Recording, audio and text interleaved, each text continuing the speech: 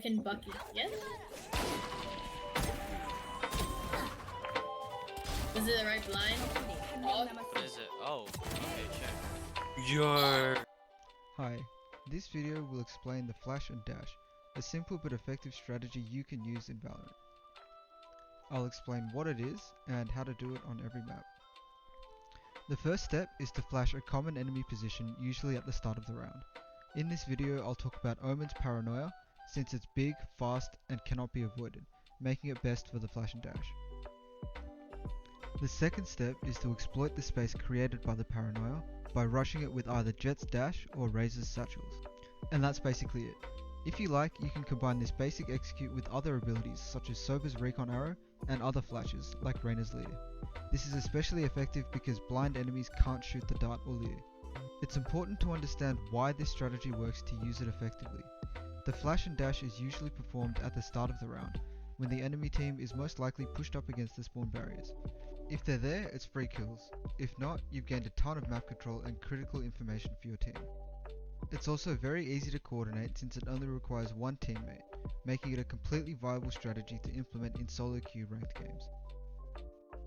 Now I'll explain the correct technique you should use for Jett and Raze. For Jett, I'll use this clip from a Korean Radiant YouTuber who recently went viral after showing off his incredibly smooth and aggressive Jett. First, notice that he chooses to use his ultimate. Jett's Bladestorm can one-shot fully armored enemies with right clicks to the body at close range, which is much easier and much more consistent than going for headshots with rifles. Next, he waits a little before he dashes in case the enemy peeks early. The Leer also means that enemies can't see him even if he enters their near sight range. Again, he right clicks the bodies instead of going for headshots because it's a much easier shot. After some very clean shooting, he uses the last milliseconds of Paranoia to reposition with dash before securing the last kill. The next clip is from a pro game between TSM and Envy. Subrosa uses his satchel with perfect timing to gain early B main control. Notice how he jumps pretty far from the satchel and detonates it late, so he travels very close to the ground, and he bunny hops once while pulling out his gun to maintain his speed. Even though there was nobody there, Subrosa is happy to settle with map control and does not overextend. Raze was able to get the ultimate orb out of this, and Envy are forced to respect their presence. So this is cool, but when should you actually go for it? The first and most obvious timing is when you have your ult. It's a very good aggressive play on eco round since it costs very little. I believe you should also do it pretty early on in the game to condition the enemy to be scared of it in later rounds. You should also consider your opponent's economy. When they have a weak buy, they're much more likely to group up and play together to get demolished by a Paranoia and a Raze showstopper. Hopefully by now you have a pretty good understanding of the flash and dash. You shouldn't use it too much since it's risky and punishable by passive play. It also doesn't have to be used at the start of the round and can instead be used during a side execute. If you're interested in full team executes involving the flash and dash, I'd highly recommend watching some Vision Strikers games. Now I'll share the most common and powerful flash and dash spots on every map. If you liked the video and thought it was helpful and want to see more, please leave a like and subscribe.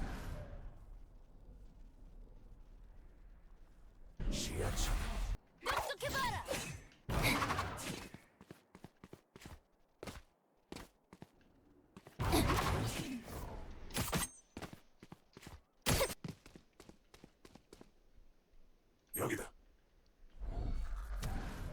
시야를 훔쳐주지.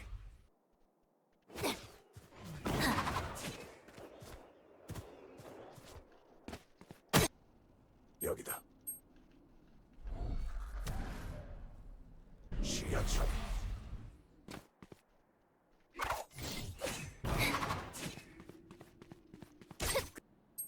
여기다.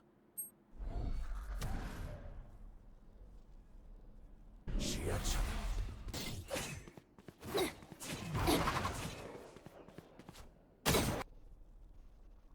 여기다. 시야를 훔쳐주지.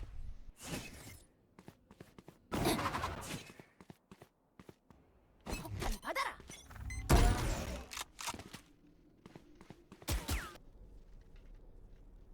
시야를 훔쳐주지. 시야 차단. 군 똑똑해봐라. 여기다. 시야차. 폭탄 받아라. 시야 시야 차단. 똑똑해봐라.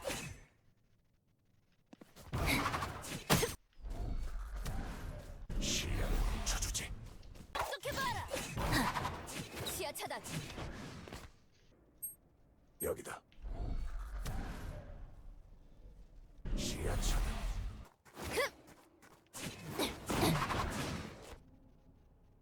전방탄이다.